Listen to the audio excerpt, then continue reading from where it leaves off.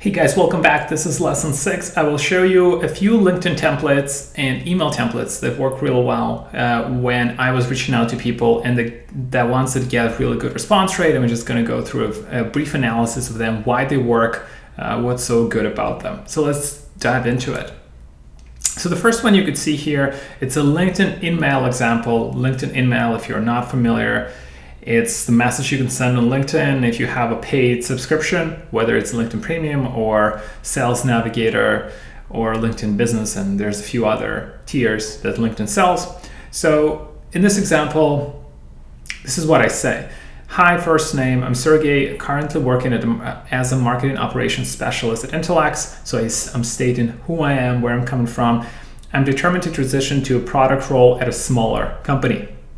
I'm saying exactly what I'm looking for. Very direct, short, very specific. Then I say, I've noticed on LinkedIn that you lead UX at a product at company X, right? So I'm just saying, hey, I've done some research. I've seen what you are doing, what you're up to.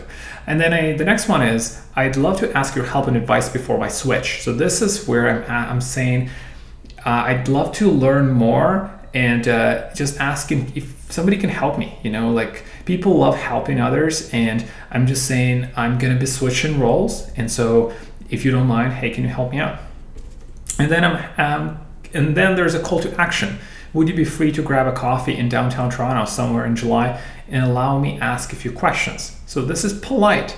I'm asking, hey, are you free, and are you is there a way for us to meet up? And then I'm also say, I understand you're busy, so I'm happy to email you my questions if that's more convenient. Thanks. So I'm acknowledging that person is busy. I respect their time, and they can sense that.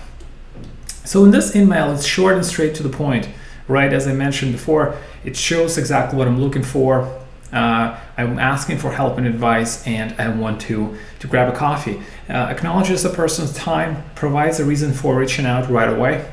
And then it doesn't really mention that I'm looking for a job. So it's more of, hey, I'd like to learn more. I'm switching roles, and I'd like to learn more about the role, and maybe you could help me.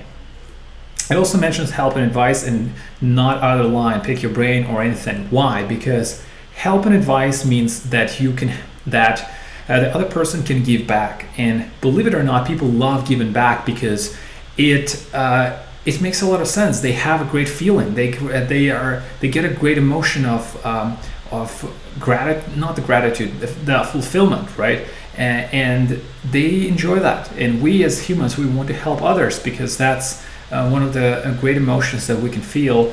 And a lot of people would be happy to do that. And the best way to describe that is to say, I'm asking for some of your help and advice. And that line is very powerful. I find it to be. A lot of people respond to it well, and this is because it's in our human nature to help other people.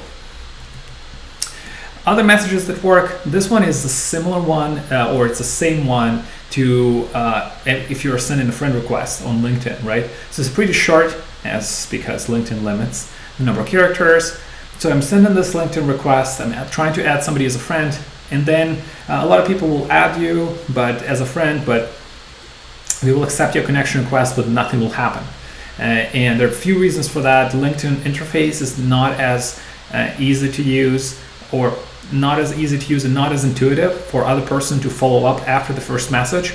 So you want to send a second follow-up message, right? In this case, I sent a follow-up message to an Amazon product management person. And then I said, thank you for accepting my invitation. I understand you've got tremendous demands and time, so I'm happy to email you my questions in case it's more convenient. Would that work? So again, I'm acknowledging, hey, I know you have a lot of demands on time. Could I send you a message? So, and then I got a response. That works. Just email me, and we can start there. So again, this is really, you also want to follow up every single time, because if you're not following up with another message, then the chances of you getting a response are a lot lower. And a lot of people, they just don't have time to respond. They just click one button and then go next, and they do other things. They have 500 things going on their at a time during their day, right? So just keep that in mind, and I would highly recommend to follow up. Email examples. So here it's similar. It's a similar message, a similar framing. And I have the subject line that I use is first name, comma, do you have 5 or you could say 10 minutes for a chat. You could use emoji or not, depends. But this subject line for some reason gets a lot of responses. I don't know why, but this one is a lot of people notice it. You get good open rate, and you could follow up after the first message, and you're probably going to get some traction. Now, before jumping into this template, I will say that email for certain audiences in tech is not the great. It's not the great channel because there's a lot of emails that are coming to people, especially in tech, and they're less likely to respond. So you will always want to consider doing LinkedIn or doing other resources, maybe Instagram, Medium, maybe you want to do a phone call. That one is really good, or do it in person. But emails don't get that much responses in general. So I'm saying here first name, same thing. I'm saying currently, I'm Sergey, currently working in marketing operations as a marketing operations specialist at Intelex. I'm determined to transition to an entry-level product manager at a company similar to Samsung that specializes on mobile products. So I'm just specifying exactly what I'm looking for. I'd love to ask your help and advice on product management and the projects you run. Would you be free for a short phone call next week? If not, I'm free the following week. I can be flexible if neither of those times work. So it's a similar type of message. I'm asking for a phone call, and this you could always ask for a coffee chat. I would encourage you to ask for a coffee chat. The reason I was asking for a phone call is because I was at the stage where I was just gathering information, so I wasn't looking for meeting people in person. But when you are trying to get a role as quickly as possible, you always want to meet in person instead of doing a phone call or email, because when you are meeting in person, it's way more effective. Okay, and then I'm acknowledging that if it's more convenient, I can email you the questions. So I'm doing a second follow-up. If the person doesn't respond, you can do the second follow-up and say emails can get lost in the shuffle. So I'm just resurfacing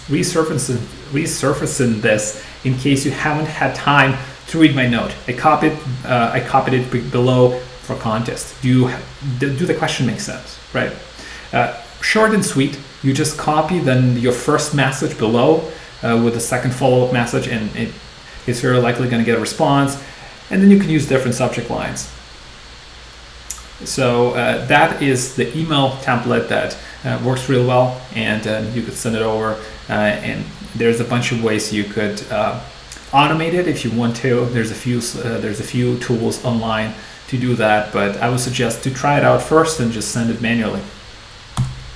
So before you go further, what I really want you to do is use the tool called Snove.io.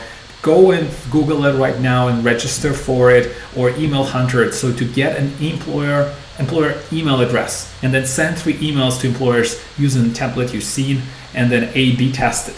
Okay, so send 3 emails with the template that you've seen right now, and then use another template that I provide in the bonus section, and then send another 3 emails. Do it right now, try it out, and then so you can start gaining momentum in your job search. Go and do it right now. I will see you in the next lesson.